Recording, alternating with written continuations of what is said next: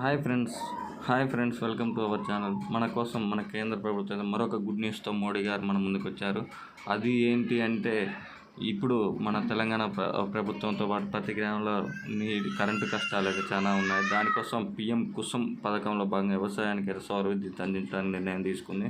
దానిలో భాగంగా 20,000 వ్యవసాయ మోటార్ల కోసం ప్రయోగాత్మక అంటే మొదటి దశగా సోలార్ ప్యానెల్ ఏర్పాటుకు అయితే 30% రాయితీ ఇస్తామని కేంద్ర ప్రభుత్వం ప్రకటించింది. అంటే దాదాపు 2.5 లక్షలు ఉన్నటువంటి ఒక మోటార్ని 75,000 సబ్సిడీతో రైతులకు అందిస్తుంది. అలా దానివల్ల ఏంటంటే మన కరెంటుతో ఇబ్బంది లేకుండా ఇక ఆటోమేటిక్గా మనం బయట నుంచి వచ్చే ఎండతోటే పొలం మోటార్లు తిరిగి రన్ అయ్యి పొలాల దగ్గరికి మనం వెళ్ళకపోయినా పండించే విధంగా కేంద్ర ప్రభుత్వం ఒక ముందుకైతే తీసుకెళ్తుంది. దీనికోసం అయితే పిఎం కుసుమ్ పథకంలో 75%, 30% రాయితీతో 75,000 రూపాయల వరకు అయితే సబ్సిడీ ఇస్తుంది. కాబట్టి ప్రతి ఒక్కరు వినియోగించుకోవాలని కోరుతున్నాం. ఇలాంటి తాజా అప్డేట్స్ కోసం ప్లీజ్ వాచ్ అండ్ లైక్.